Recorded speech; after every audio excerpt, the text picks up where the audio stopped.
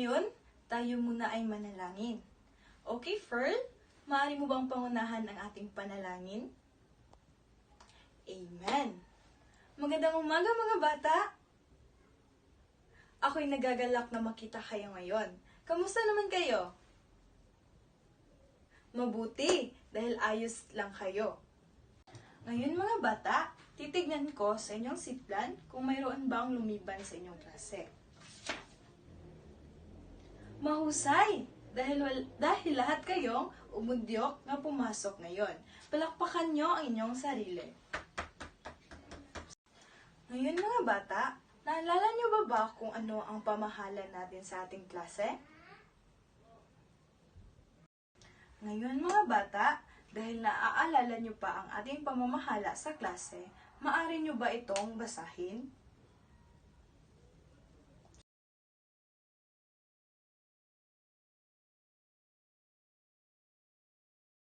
Mga bata, naalala niyo pa ba kung ano ang leksyon natin kahapon?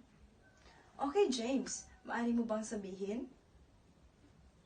Magaling, dahil naaalala niyo pa. Ang husay niyo talaga. Tama, tungkol sa mga kultura.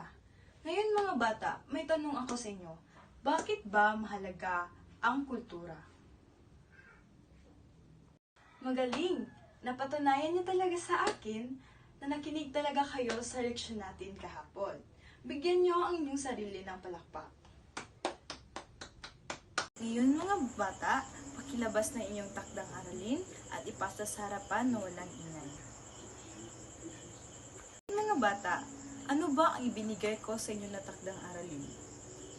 Okay, Ferl, maaari mo ba itong sagutan? Magaling!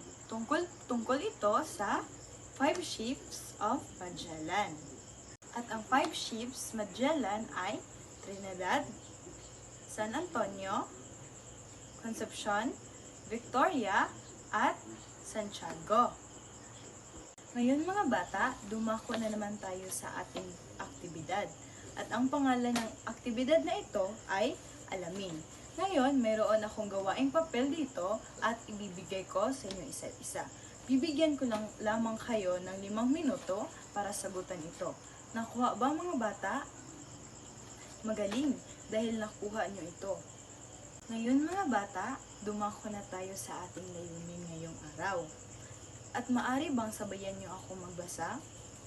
Pagkatapos ng klase, ang mga mag-aaral ay inaasahang nasusuri ang mga impluwensya ng arkitektura at praktikal na dahilan sa likod ng mga pagbabago sa mga tirahan ng panahon ng Kastila. Pagpapaunlad ng empatiya sa mga hamong hinaharap ng mga Pilipino noong panahon ng Kastila.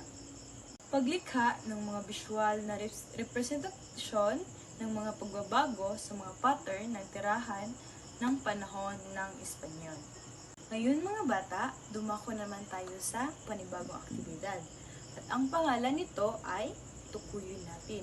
Ngayon, hatiin ko kayo sa 2 grupo at maibibigay ako ng mga material.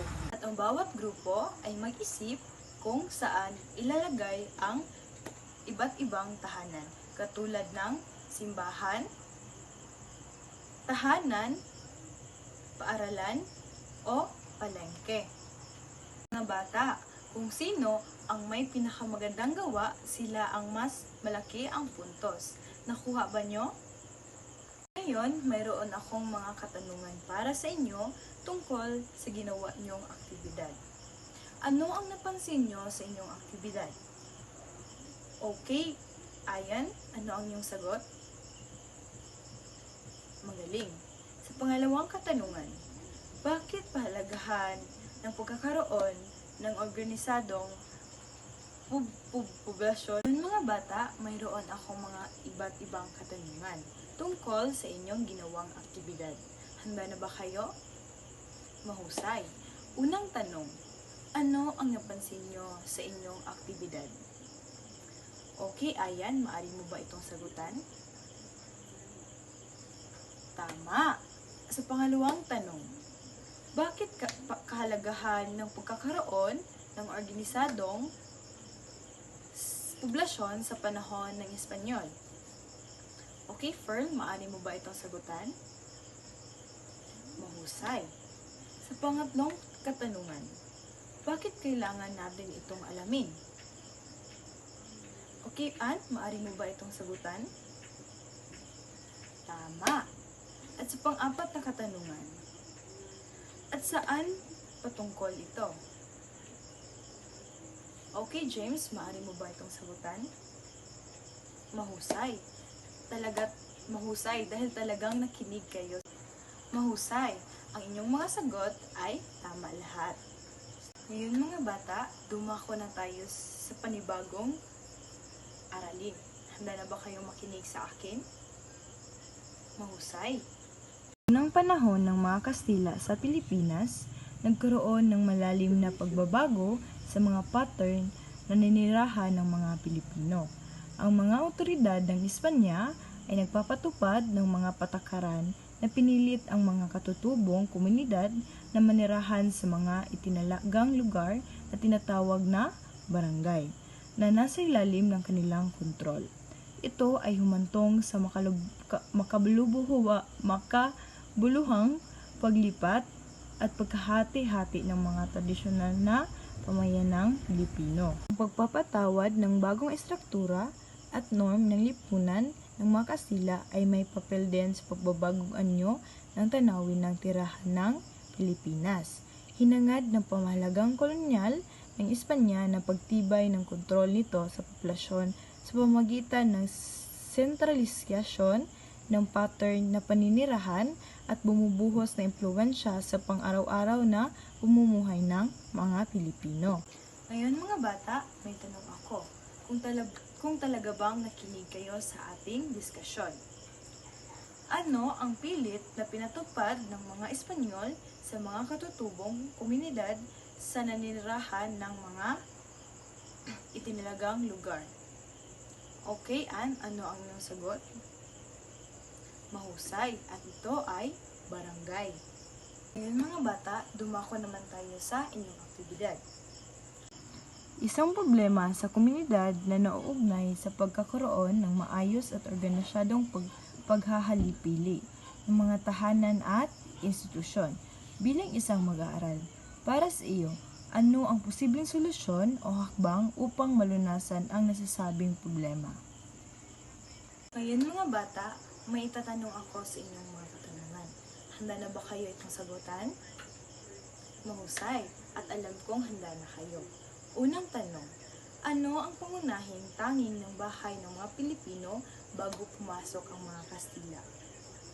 Okay, Kay, ano ang iyong sagot? Tama! Pangalawang katanungan, ano ang ibig sabihin ng organisadong poblasyon? Okay, Cutie, ano ang iyong sagot? Magaling! Pangatlong katanungan, ano ang papel ng mga institusyon tulad ng simbahan at paaralan sa panahon ng Espanyol? Okay, Ayan, ano ang iyong sagot? Magaling!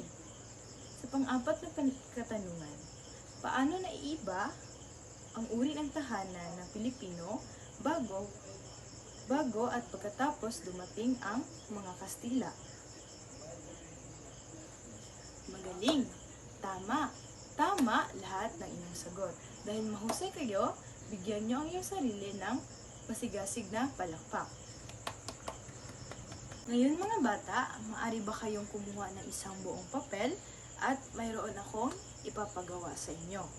Nakuha nyo ba? Mahusay. Ngayon, isulat nyo dyan sa inyong buong papel bakit importante natin malaman ang kahulugan ng pagdadaigdig at pagkakaisa bilang isang Pilipino. Ngayon mga bata, dumako na tayo sa inyong takdang aralin. Mayroon ako ditong gawaing papel na ibibigay sa inyo upang sa inyong bahay na itong salitan. Nakuha ba mga bata? Mahusay. Dahil nakuha niyo na, maaari bang magsintayo ang lahat? Paalam mga bata. Ingat kayo sa pag-uwi. Bye!